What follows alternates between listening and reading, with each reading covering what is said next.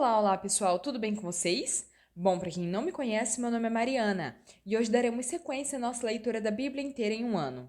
Estamos no dia 222 e vamos seguir a partir de Esdras, capítulo 10, que diz o seguinte: O povo reconhece o seu pecado.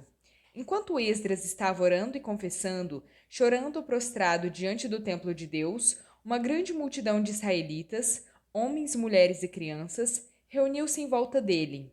Eles também choravam amargamente. Então Secanias, filho de Jeiel, um dos descendentes de Elão, disse a Esdras: Fomos infiéis ao nosso Deus quando nos casamos com mulheres estrangeiras procedentes dos povos vizinhos. Apesar disso, ainda há esperança para Israel.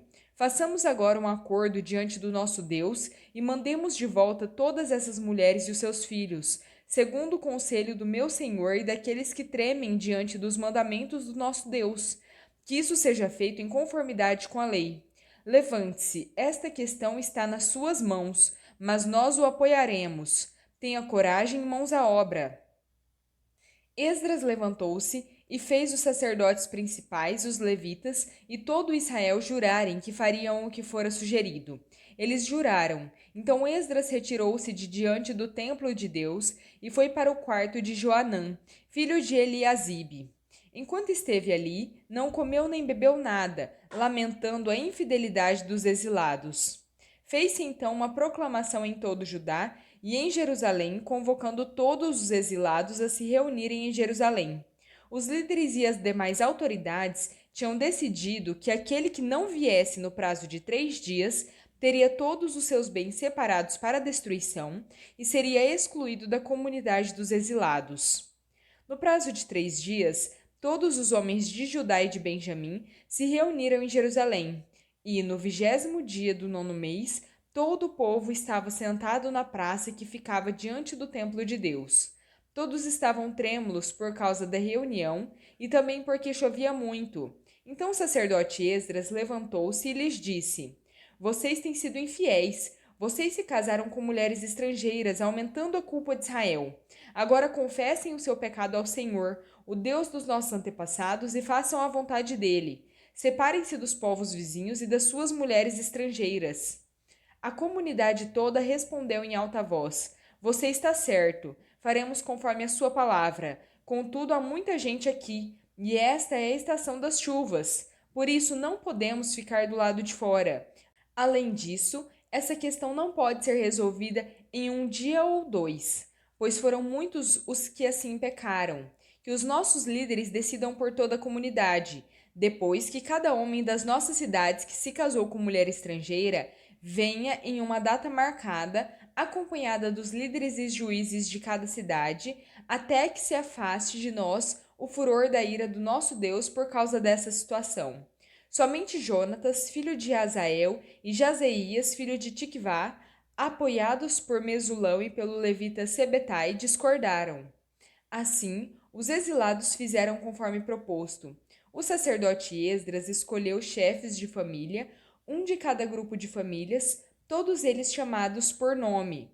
No primeiro dia do 10º mês, eles se sentaram para investigar cada caso. No primeiro dia do primeiro mês, terminaram de investigar todos os casos de homens que tinham se casado com mulheres estrangeiras. Os culpados de casamento misto. Entre os descendentes dos sacerdotes, estes foram os que se casaram com mulheres estrangeiras. Entre os descendentes de Jesua, filho de Josadaque, e dos seus irmãos, Maazéias, Eliezer, Jaribe e Gedalias. Eles apertaram as mãos em sinal de garantia de que iam despedir as suas mulheres, e cada um apresentou um carneiro do rebanho como oferta pela sua culpa. Entre os descendentes de Imer, Anani, Zebadias. Entre os descendentes de Arim, Maazéias, Elias, Semaías, Jeiel e Uzias. Entre os descendentes de Pazur, Elioenai, Maacéias, Ismael, Natanael, Josabade e Eleasa. Entre os levitas, Josabade, Simei, Quelaías, também chamado Quelita, Petaías, Judá e Eliezer. Entre os cantores, Eliasibe. Entre os porteiros, Salum, Telém e Uri. Entre os outros israelitas, entre os descendentes de Parós, Ramias, Jezeias, Malquias, Miamim, Eleazar, Malquias e Benaia, entre os descendentes de Elão. Matanias, Zacarias, Jeiel, Abde, Jeremote e Elias, entre os descendentes de Zatu. Elioenai, Eliasibe, Matanias, Jeremote, Zabade e Aziza, entre os descendentes de Bebai.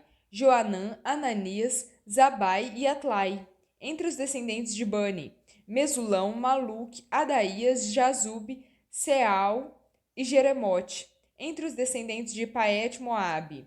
Adna, Quelau, Benaia, Maaseias, Matanias, Bezalel, Biniú e Manassés, entre os descendentes de Arim. Eliezer, Isias, Malquias, Semaías, Simeão, Benjamim, Maluque e Semarias, entre os descendentes de Azum. Matenai, Matatá, Zabade, Elifelete, Jeremai, Manassés e Simei, entre os descendentes de Bani. Maadai, Arão, Uel, Benaia, Bedias, Queluí, Vanias, Meremote, Eliasibe, Matanias, Matenai e Jaazai, entre os descendentes de Binuí. Simei, Selemias, Natã, Adaías, Macnadbai, Sazai, Sarai, Azarel, Selemias, Semarias, Salum, Amarias e José, entre os descendentes de Nebo. Jeiel, Matitias, Zabade, Zebina, Jadai, Joel e Benaia. Todos esses tinham se casado com mulheres estrangeiras, e alguns deles tiveram filhos dessas mulheres. 1 Coríntios 6.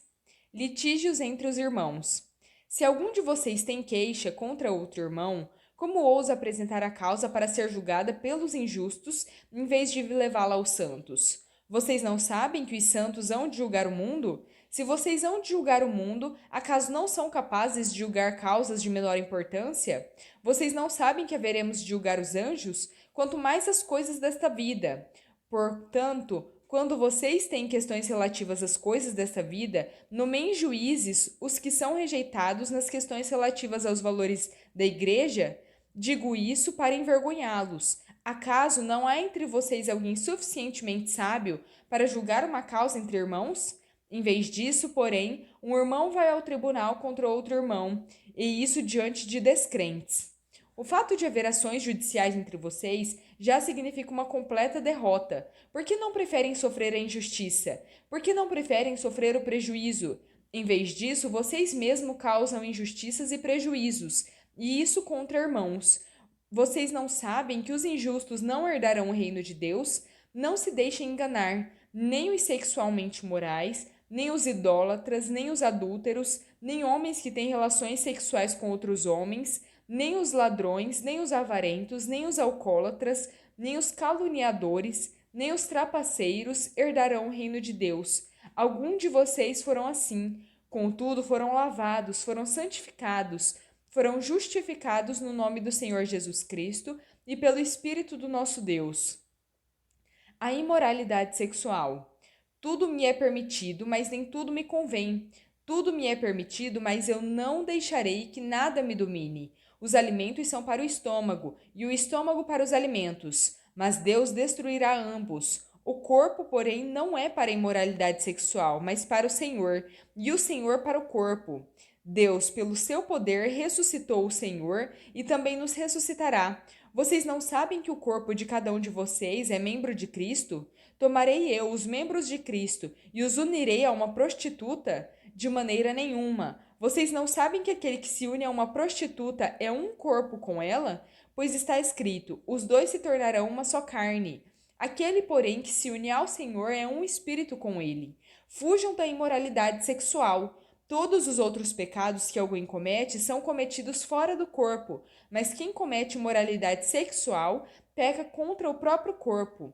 Acaso vocês não sabem que o corpo de vocês é templo do Espírito Santo, que está em vocês, o qual receberam de Deus? Vocês não são de vocês mesmos, foram comprados por um preço. Portanto, glorifiquem a Deus com o corpo de vocês. Salmo 31, versículos 9 ao 18. Tem misericórdia de mim, Senhor, estou em desespero. A tristeza me consome os olhos, o vigor e o apetite. A minha vida desvanece em angústia e os meus anos com gemidos.